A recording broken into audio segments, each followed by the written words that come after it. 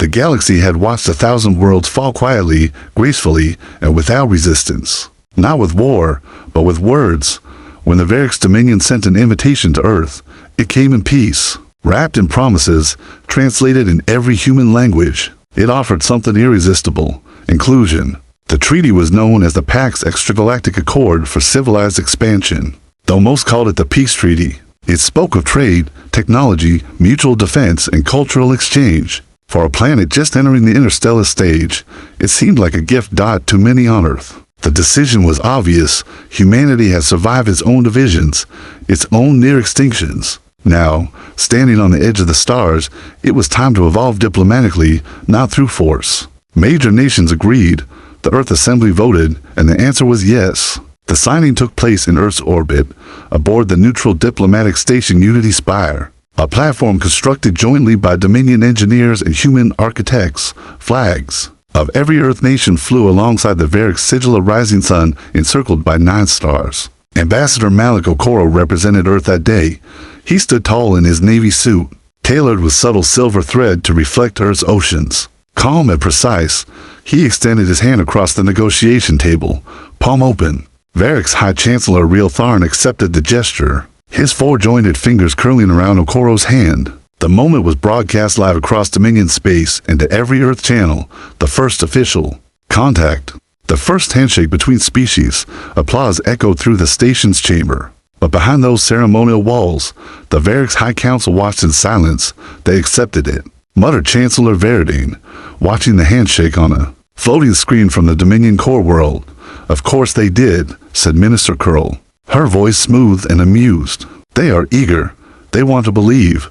They want to trust. Real Tharn's voice came through the private channel, calm and strategic. Their ships will be dismantled, their weapons classified as obsolete. Within 1 generation, they will have no fleet, no independent military, only what we allow. The others nodded. It had worked before. The Dominion had perfected this method centuries ago. Why burn worlds when they could be claimed with smiles and promises? The peace treaty was not a diplomatic document, it was a tool, and humanity, they believed, was just another species too young to see through it. Back on Earth, the celebration spread like wildfire. Cities lit up with parades. News anchors smiled. Children pointed at star charts in classrooms. Earth was no longer alone. It had joined something larger.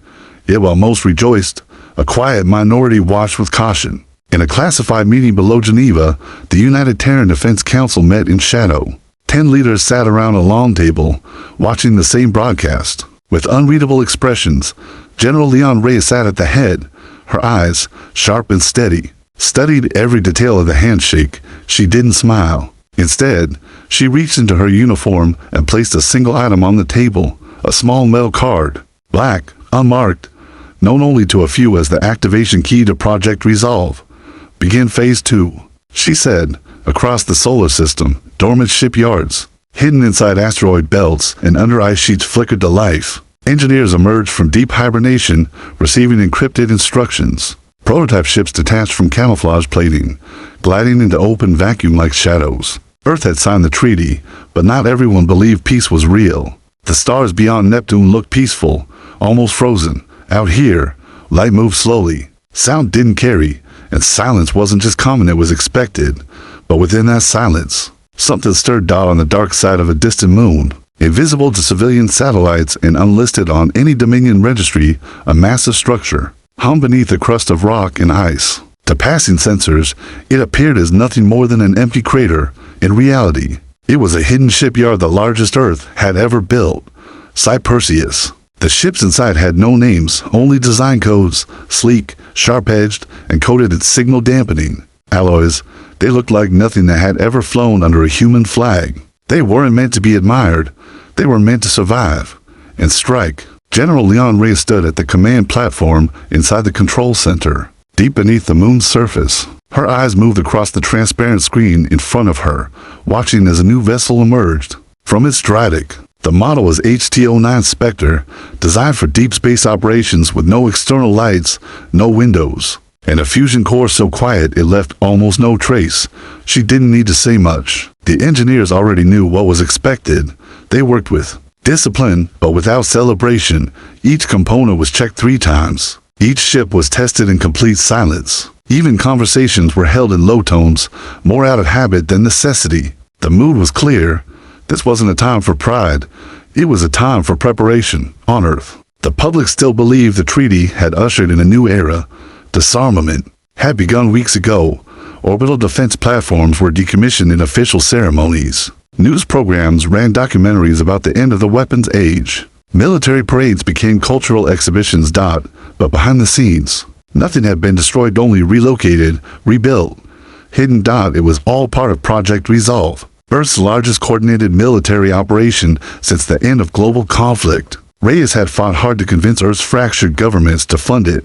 Many had resisted. Some had refused entirely. But when classified files on the Variks Dominion's past dealings leaked through hidden channels, minds began to change. The Variks had done this before. They had promised peace to dozens of emerging species. Every time, it began with a treaty, then came protection, then came control within a generation. The species would have no independent command structures, no fleets, no autonomy. Their leaders would answer to Dominion advisors. Their culture would fade, absorbed into the larger system. Peace had been used as a tool, and the Dominion had perfected it. But humanity had a long memory, and it knew how to adapt. As Sight Perseus, Commander Rillan Voss approached Reyes. He had served under her during Earth's orbital crises, a strategist known more for his caution than aggression. Another 2 ships are ready, he said, flight ready and loaded with stealth drones. Reyes nodded. Send them to staging zone Orion. Quiet deployment. Full calm silence. Voss hesitated. Do you think they know? Reyes didn't answer right away. She watched the ship float beyond the window, its dark hull nearly invisible against the stars. They know we signed the treaty, she said finally. They don't believe we'll do anything else, and if they find out, then we'll be ready before they are. On the far edge of Dominion space, a surveillance probe picked up a faint energy signature, irregular, unclassified. By the time it tried to transmit data, it lost connection. Its last recorded image, a shadow moving between stars, faster than any Dominion vessel had ever been. Humanity hadn't built a fleet to attack. It had built one to survive, to endure, to respond when the time came. And in the silence of the dark, that time was coming closer. The summit was meant to be a symbol, a show of harmony between Earth and the wider galaxy, a carefully staged event where humanity would be officially welcomed into the Dominion's circle of advanced civilizations. The location, Tarval 6, a moon known for its neutral status and ceremonial architecture. Tall crystal spires rose into its thin atmosphere, casting pale blue reflections across the white marble landing platforms. Every detail was chosen to impress. Delegations arrived from across known space. Sleek Variks dreadnoughts glided into orbit, followed by ornate diplomatic cruisers from Dominion member worlds. Tall banners of silver and violet fluttered in artificial breeze, as thousands of off-world dignitaries gathered in the central chamber, a towering dome built from translucent mineral that shimmered like ice under sunlight. The human delegation arrived last. Their transport ship, modest in size and matte in finish, docked without ceremony. There were no escorts, no decorative lights, just a clean, quiet landing. Ambassador Malik Okoro stepped out first, dressed in a tailored black coat, stitched with thin copper trim symbolizing Earth's mineral-rich past and its enduring resilience. He looked calm, focused. His eyes scanned the assembled crowd without flinching. Behind him walked 6 representatives from Earth's major regions, scientists, cultural advisors, and former military officers now called peace envoys. None of them carried visible weapons, but there was something different in the way they moved, calculated, confident, a kind of presence that couldn't be taught. Inside the ceremonial chamber, High Chancellor Real Tharn stood at the center dais, waiting with outstretched arms. Welcome, children of Earth, he said, his voice magnified across the chamber. Today, you join not as guests, but as family. Your future is ours. Our strength is yours. Let this day mark the beginning of shared destiny. Polite applause rippled through the room. Cameras floated overhead, transmitting the event live to hundreds of systems. Ambassador Okoro stepped forward, voice calm and resonant. On behalf of Earth and its peoples, he began, I extend our gratitude for the invitation. We have studied the treaty thoroughly, and we understand the terms of unity. We understand the cost of peace. There was a pause, subtle, but intentional. Real Tharn tilted his head. Then let us begin the formal induction. Please kneel and speak the oath. The room quieted. The kneeling was symbolic, meant to represent submission to galactic order. All species had done it, including the more proud ones. It was tradition, expected. Okoro remained standing. He looked the Chancellor in the eyes and spoke without raising his voice. Humanity does not kneel. A wave of silence rolled through the chamber. Real Tharn blinked. Ambassador, this is part of the protocol. There is no clause in the treaty requiring us to kneel, and Earth has agreed to every lawful term, but submission is not part of peace. Compliance is not part of respect. His words echoed. Some delegates shifted uncomfortably. Others looked intrigued. A few, those from worlds long under Dominion rule, watched with silent, stunned hope. Then, without warning, the lights inside the chamber flickered. A deep hum pulsed through the floor.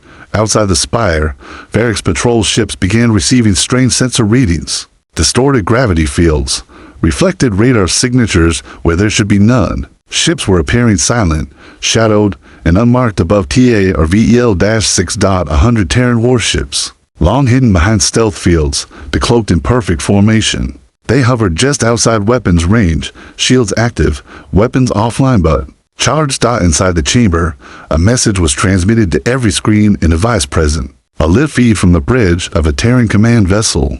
The image showed Admiral Rillenvoss standing tall in uniform, his expression focused but controlled. This is not an act of war, he said. This is a reminder. Back in the chamber, Okoro folded his hands behind his back. We signed the treaty in good faith, he said. But we will not be led, not by deception, not by tradition, not by fear. The silence that followed was no longer awkward. It was something else. It was the sound of a galaxy waking up.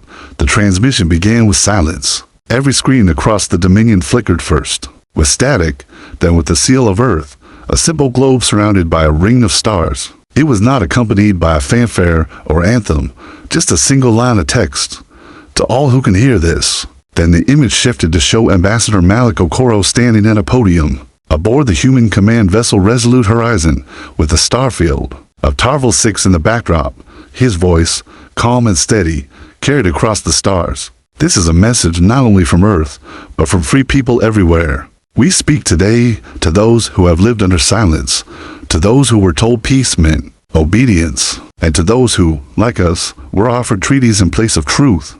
In the Dominion capital, council members watched with narrowing eyes. Dozens of officials scrambled to jam the signal, but the stream adapted, piggybacking on civilian networks, public broadcast links, and even cargo relay systems. Earth's message could not be silenced. We studied your treaty, every clause, every rule, every precedent. We found a pattern. You offer peace, but demand surrender. You build alliances, but erase identities. You promise unity, but enforce control. Okoro never raised his voice, but the intensity in his tone deepened with each word. Humanity is many things. We've made our share of mistakes, but we are not blind, and we will not bow in distant colonies, worlds that had long since signed similar treaties. People stopped working to listen. On mining planets, laborers gathered around small terminals. In academic stations, students paused lectures. Even among Varric's aligned worlds, thousands tuned in, hearing something they had not heard in generations. Open defiance. On the bridge of the Resolute Horizon, Admiral Rillenvoss monitored the fleet's status. All ships remained in a defensive posture. Their weapons were armed, but not targeted. Their shields were up, but they made no aggressive move. They weren't there to attack. They were there to be seen. The Varric's Dominion has strength, Okoro continued. We do not deny that, but strength is not truth, and control is not peace. We came to this galaxy seeking cooperation, not submission. We are willing to share, to learn, and to listen, but we will not be silent in the face of quiet conquest. The final words came slowly, clearly, without anger, just conviction. Humanity stands, and for the first time in a long time, we invite others to stand with us. The feed cut out.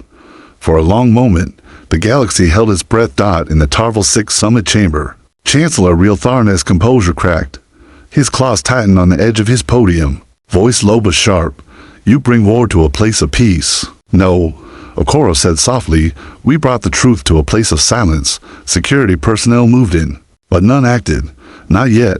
Too many eyes were watching. Too many minds were processing what they had just heard.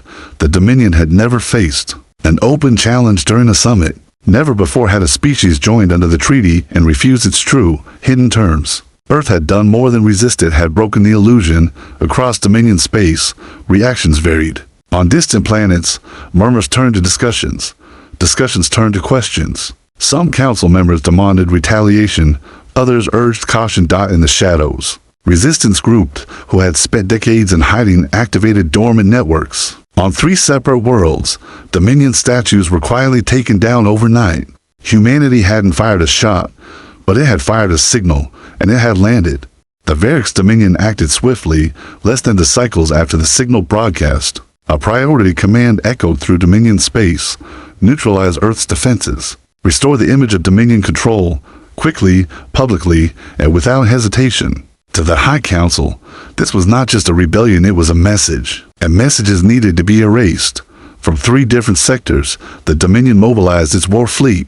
Over 200 ships converged into a single strike force, gathering at the edge of known space. Their destination, the Sol System.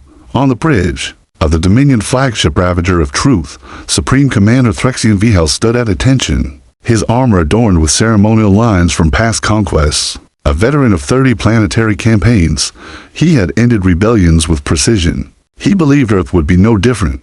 They spoke with courage, he said to his officers. But courage without understanding is dangerous. We will remind them what true power looks like. His fleet entered slipspace, but they weren't alone. Across the solar system, Project Resolve moved into full operation. The veil of secrecy was lifted. From the icy shadows of Neptune's orbit, from dark-sided shipyards buried in moons, and from deep space hangars disguised as mining outposts, Earth's true fleet emerged. Nearly 90 Terran vessels formed a web of defense between Mars and the Orc cloud. Smaller than Dominion cruisers, and fewer in number, the Terran ships were sleek, fast, and unpredictable. They didn't match the Dominion in raw power, but that was never the plan. Earth had designed its fleet not to mirror Dominion tactics, but to counter them. Admiral Rillan Voss stood at the center of the Terran command carrier Vigilant Horizon, his face calm but focused. The Dominion was on its way. They knew it. He knew it, and he was ready. Confirm battle groups. He ordered. Engage silent formations. All wings initiate adaptive AI sync. One by one, the ships disappeared from standard sensors. Their hulls blurred with optical cloaking. Energy profiles dropped the background noise. Even Dominion scanning drones would have to guess. The trap was set. The Dominion fleet arrived near Alpha Centauri. Their entry was loud, powerful, and deliberate, a show of force. They expected fear. They found nothing. No resistance. No contact, just empty space. Commander Vihel ordered a direct course to Sol. That's when the first attack came. A Terran strike. Wing launched from the asteroid belt, coordinated in perfect silence. They struck the rear of the Dominion formation. The cruisers were disabled in under 40 seconds. Before the attackers vanished back into deep space, Vol's formation faltered. Orders were shouted. Sensor sweeps expanded. But for every target they found, another slipped past. Terran ships moved like shadows. Their AI-assisted targeting anticipated Dominion patterns. Human pilots adjusted plans mid-fight without waiting for chain of command. Where Dominion ships relied on hierarchy, the Terrans relied on trust and speed. And across every Terran console, the same directive repeated: delay, distract, disorient, defend. Earth didn't need to destroy the entire fleet. It only needed to hold the line and prove that it could. For nearly 6 hours, space lit with the fire of maneuver warfare. Dominion ships burned through missiles, tried to corner the faster vessels, but their targets never stayed still. One by one, Dominion systems broke down under pressure, command lag, supply ship targeting, internal comm failures. Their fleet, built for dominance, wasn't made to fight a force that refused to play by the rules. Eventually, with mounting losses and no clear enemy formation to strike, VL made the call: fall back. The Dominion fleet limped away. Back on Earth, silence returned, but this time, it was different. Not fear, not uncertainty. It was the silence that comes after holding your ground. The defeat at Alpha Centauri didn't just shake the Dominion's pride, it cracked its image. For centuries, it had ruled through a careful balance of control and appearance. Its power didn't need to be constantly enforced. It was simply known, obeyed, feared. But now, One planet, just one, had shattered the illusion. The ripple effect began almost immediately. On Veridan 4, a research colony long forced to surrender its innovations to the Dominion without credit. Engineers locked their data vaults and broadcast Earth's message on loop.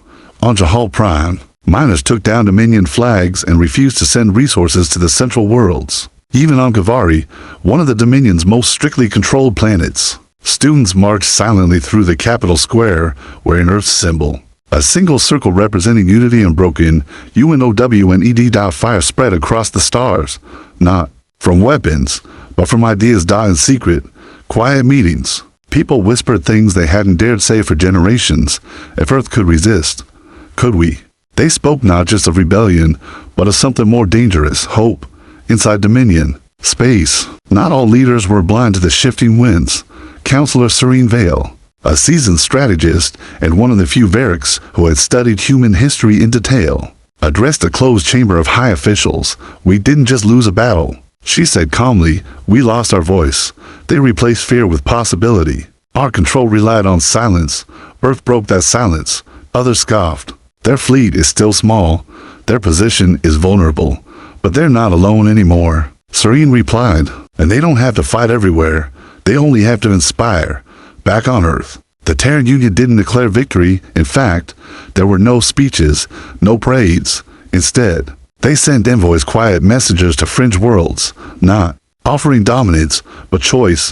One of them was Lyra Endon, a linguist turned negotiator. She had no military background, but she spoke 6 Dominion dialects and knew how to listen. On a jungle-covered moon called Tessari, she sat with village elders once loyal to the Dominion and told them, simply, we're not here to replace your rulers. We're here so you can choose them. The elders listened, not because she had a powerful fleet behind her, but because no one had ever asked what they wanted before. Meanwhile, in orbit around Mars, Terran Command monitored growing requests from fringe colonies, both human and alien, asking for protection, aid, or simple information about Earth's alternative systems.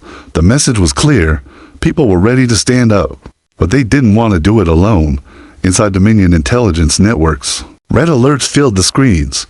Resistance activity had tripled in under a week. Black market messages carried Earth's phrases: stand firm, speak truth, choose freely, as rallying codes. It wasn't just military disruption, it was cultural shift, a quiet revolution, and Earth wasn't pushing it.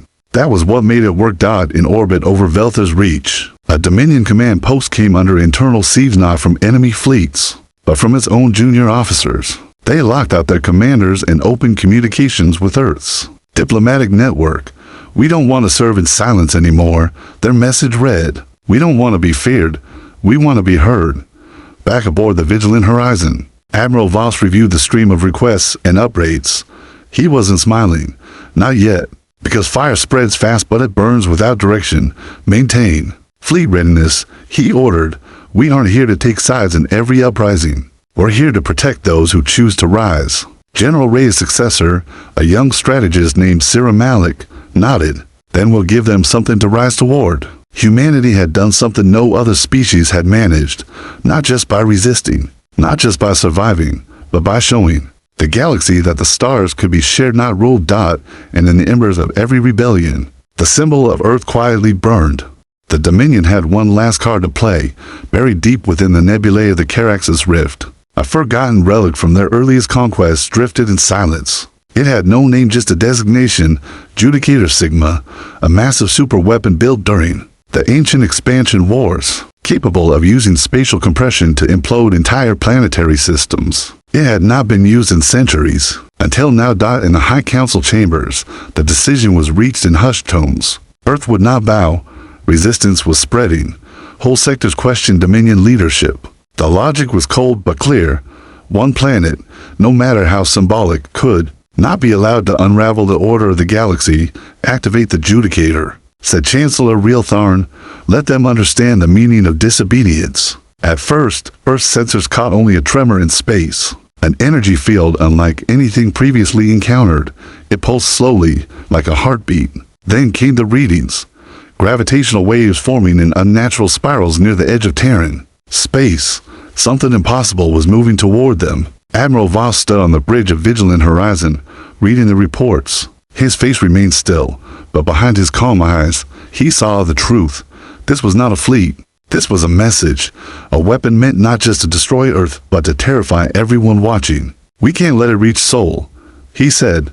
If it fires, we lose everything, finished Commander Malik. The fleet couldn't stop the Judicator head-on. It was too heavily shielded, too massive. A standard assault would be suicide.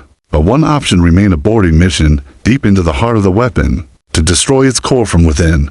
General Leon Reyes, long presumed to remain at command level, requested the mission herself. I know its tactics, she told Voss. I've studied every system the Dominion abandoned. I know how they build, and I'm not asking for permission. She led a team of 12 humans and volunteers from newly liberated colonies, engineers, pilots, saboteurs. They launched in a stealth corvette coated in heat-dampening alloys, disappearing into the Judicator's blind spot. The boarding went unnoticed at first. Inside, Reyes moved quickly, leading her team through ancient corridors powered by a failing but dangerous AI. Dominion tech pulsed along the walls, responding to their presence. They had one shot reach the core, overload the spatial engine, and escape before detonation. But halfway through the mission, the AI recognized them. Defense systems activated. Automated drones swarmed. Fire broke out in the corridor. Reyes took the lead, forcing the others forward. We've come too far to stop, she said, voice unwavering. You have the galaxy to save. I'll hold the line. She sealed the blast door behind them. The team reached the core. The overload sequence began, and Reyes got off, wounded, but smiling faintly, opened the final channel back to Earth. Her face appeared on screens across the fleet, across rebel channels, across the stars. If you're hearing this, then I bought you just enough time. That's all we ever needed. Time to decide who we want to be. She looked out a cracked viewport as energy surged behind her. Earth didn't come here to dominate. We came here to stand free, and to show others they could too. A pause, and if this is the price, then it's worth it. The screen faded. Moments later, Judicator Sigma collapsed inward, its core imploding in a blinding flash that rippled across the sector. The threat was gone. Earth was saved. But more than that, the galaxy saw it. They saw a human sacrifice, not for conquest, but for others' freedom. On hundreds of worlds, Dominion statues fell. On dozens more, fleets refused orders. Commanders turned their ships around. Protests turned to uprisings. Uprisings turned to revolutions. Earth didn't just resist. It lit a fire in the dark. The galaxy changed forever. The destruction of Judicator Sigma was not just a tactical victory, it was a symbol. A message sent far beyond Earth and the Dominion. It spoke of sacrifice, courage, and the unyielding desire to be free. In the weeks that followed, the High Council fractured. Worlds that had once bowed silently now raised voices in unity. Systems that had known only fear began to coordinate peaceful transitions. Even within Dominion ranks, defections grew by the thousands, many choosing to join the coalition that humanity inspired. Back on Earth, Ambassador Malik Okoro stood before the newly convened Galactic Assembly, a body formed not by dominance but by cooperation. We are not here to rewrite history, he said, voice steady and warm. We are here to write our future together. The assembly chamber was unlike any summit the galaxy had seen before, not a place for power plays, but for dialogue. The representatives, humans and aliens alike, sat side by side, sharing stories, fears, and hopes. For some, it was the first time they had ever felt heard. The Terran fleet remained vigilant in orbit, a symbol of peace enforced by readiness. But the warships no longer carried the burden of domination. They carried the hope of mutual defense. Among the many new alliances formed was one between Earth and several former Dominion planets. They shared technology, culture, and governance, building infrastructure to support sustainable growth rather than conquest. Lyra Enden, the linguist turned diplomat, now helped design interspecies communication protocols, ensuring no voice would ever be lost in translation again. And though General Leon Rey's sacrifice was a recent memory, her legacy endured. Schools, ships, and towns bore her name not as a reminder of war, but as a beacon of bravery and selflessness. On the newly liberated planet of Kavari, citizens gathered in the capital's plaza, unveiling a monument dedicated to the Unity Earth. Inspired, it showed diverse figures standing shoulder to shoulder, gazing toward the stars. A young Kavari child looked up and whispered, "We are free." Far from the grand halls of power, the work had only just begun. Old wounds needed healing. Long-standing mistrust needed time to fade, but for the first time, the galaxy dared to believe in a future where no species ruled another, where strength was measured by cooperation, and where peace was not silence but a chorus of voices rising as one. Back on Earth, beneath a sky bright with stars, Malachokora reflected quietly. They had refused to bow. They had chosen to stand, and in doing so, humanity had changed the course of history. The universe was no longer a place to be conquered. It was a home to be shared.